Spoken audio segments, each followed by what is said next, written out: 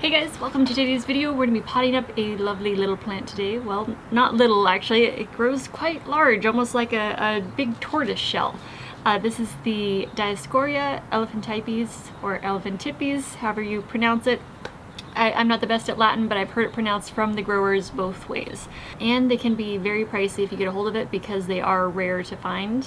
It's even hard to find them on places like eBay or Etsy, things like that. You just don't come across them very often. So I saw this one at B&B Cactus here in Tucson and I had to snag it up. So we're gonna repot it today. It's currently in its growing stage. It is a caudiciform, so it's one of those plants that has a large trunk. It grows a large trunk, but it's also vining too. So you kind of get the best of both worlds. You get this really cool, gnarly trunk, and then you get all this like lush green foliage and vines and climbing. It could be a hanging plant too, but they do tend to like to climb upwards. These are prone to rot, so the pot we're going to be using today is terracotta. It's going to be breathable for it. The terracotta is porous, so it keeps that aeration going that they're going to need. And also we're going to make sure that our soil is very fast draining, and they like at least about a 50-50 blend. So they want about 1 part grittiness in their soil to make it, fast draining, very aerated, and then the other 50% can be organic matter and the moisture retentive part. All right, I'm going to bring you over to my work table over here. We'll get mixing up the soil and get this potted up. So the soil we're going to be using today is a pre-mixed bag that I got from the nursery where I got this plant. It's a mix of pumice and also like a decomposed mulch. You can customize this to the particular plant that you have. So I'll probably end up adding more pumice to it just because I want to make sure that we have at least that 50-50 blend of gritty versus organic matter in our mix today, because our plant is prone to rot. So we just want to do everything we can to help set it up for success with the right kind of soil, the right pot, and then we can adjust our watering as we need. But we're gonna definitely want this to be grittier. Okay, let's oh wow, I'm getting low on this. I use this pumice a lot, the size. I don't measure this out either. I just eyeball it. You just know that you want 50-50.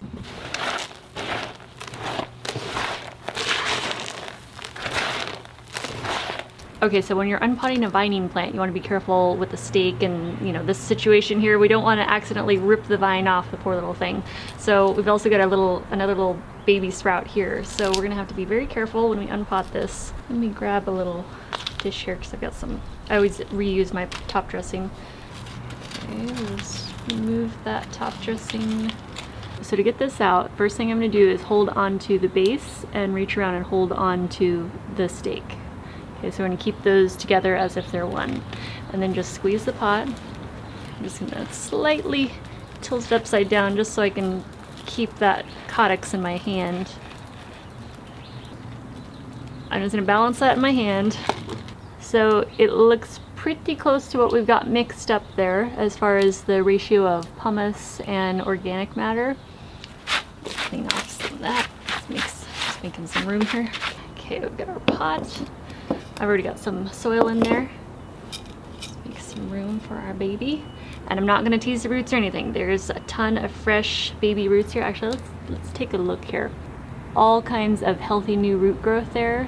They're white, they're fuzzy, they're looking good. So we're just going to not disturb those at all. They look like they can't wait to find new soil anyway. So we're just going to plop this directly in the pot without teasing those, without shaking. We don't need to shake any of the soil loose there, but I do need to get this slightly deeper. Okay, just gonna scoot some of that soil out of the way, make a little more room. Well, let's fill in around the edge. I know it was probably hard to see when we were unpotting this because I didn't, remove a lot of the soil, but the main roots are right around the outer edge of the caudex. And so they come straight down. So the bottom of the caudex is pretty flat and the roots come straight down, especially concentrated around the outer edge of it. So we're just making sure that those are all covered. Okay, what type of top dressing? Do we want to use the same top dressing as before?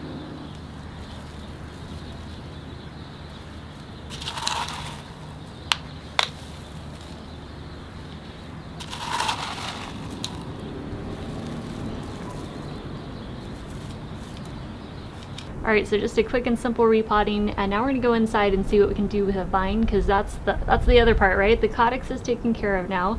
We're going to see what we can do with this little vine here and this big one too. I want to see how rigid it is and see if we're able to, you know, unwrap it from its current stake and see if we can get it wrapping around a really cool cactus skeleton. So I'll take you guys in with me. Let's go.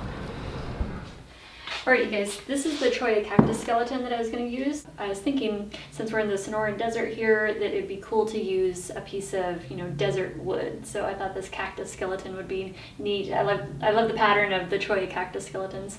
So I thought, you know, let's go ahead and see if we can just set the pot right next to it, because every year when the plant is going into its dormant phase, this vine will die back, so it turns all brown and crispy and dries up and dies all the way back to the codex, and you can trim that off, leave a couple inches, trim it off, and then when it starts over, when its new growing season, you know, kicks in, it'll push out a brand new vine. And so it starts over every year. You can even have it growing like up your wall if you had, you know, something for it to climb up and like around the windows and have it draping down. I thought about that too. I thought that would be really neat.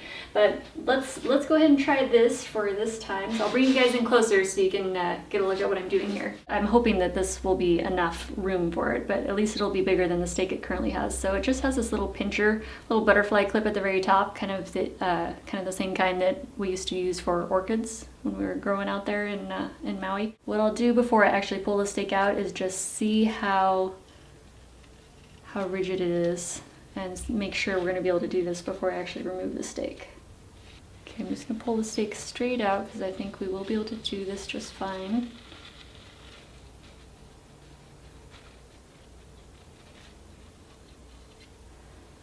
Okay, we have a couple options here. You could actually start lower down and start to actually wrap it around the cactus skeleton, but I'm not going to do that. I'm just going to let it grow kind of right up the front, and I'll just secure it right towards the top here. It just happens to have this little, perfect little bend that's kind of like a little U shape, and I'm gonna just use that to sort of grab onto this first branch, sort of right in the crotch here. They just both happen to be at the same height.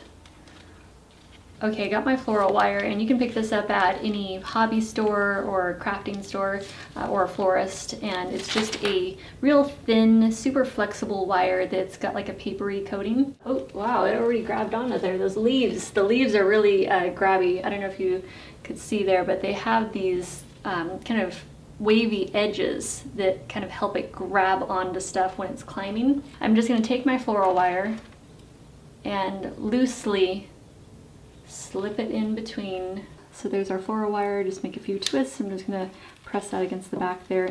But our little leaves up here are grabbing on here nicely, so if you can see it's got that kind of ruffly edge there. So at least the main vine is taken care of now, and I'll update you guys if that takes off growing on this. So I'm just gonna kind of keep an eye on it right now.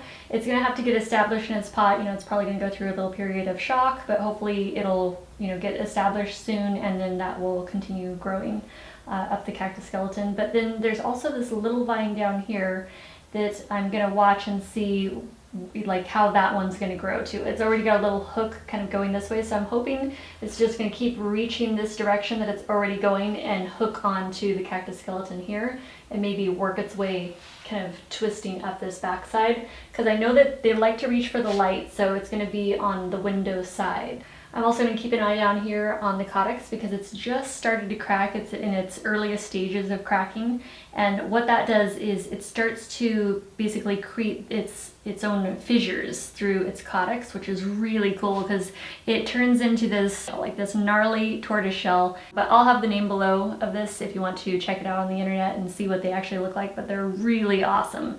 And it's just one of the coolest, you know, codicea plants or codiciform plants that I've ever seen as far as the actual codex, the base of the plant itself goes. So thank you guys so much for watching, and I hope to see you in the next video. And we will do an update on this if you want to see down the road once we have some more action going on with it.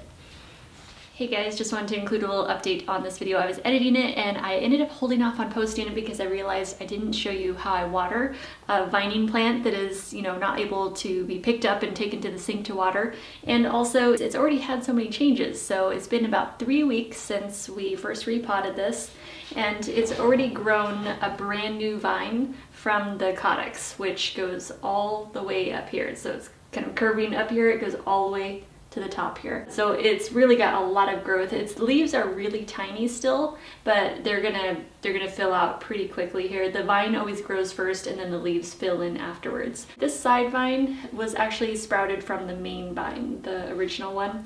And so I ended up adding an extra little piece of floral wire that's just kind of wrapped around the base of the cactus wood here for that to climb on, and I just sort of hooked it on there so it's sort of making its way that way.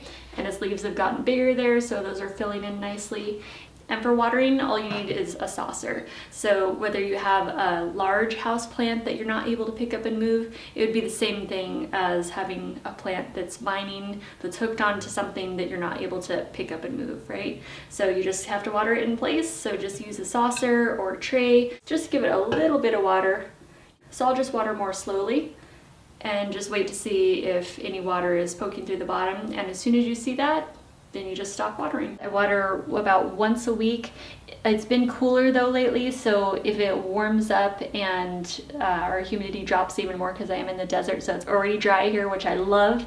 But for the plants, I will water it maybe twice a week, only when it's in its growing season, when it's full on putting out, new vines and there's lots of new leaf growth. Oh, one other thing is it does seem to already be cracking even more. So those fissures we talked about before, it has even deeper ones in the back here, so I'll zoom in a little bit closer so you can see that. But that's really cool because these the calyx can grow even in one growing season. They can grow like a couple inches wider.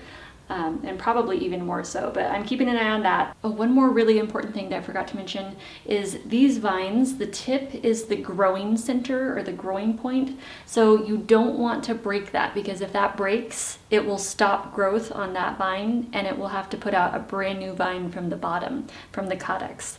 And it takes a lot of energy from the plant to have to kind of start over that way. So if at all possible, if you're moving the vine at all or trying to, help it around something, just be very mindful of the little growing tip there and do your best to not damage that at all. All right, see you guys later. I'll see you in the next video. I'm shooting a vlog actually today too, so I'll see you then.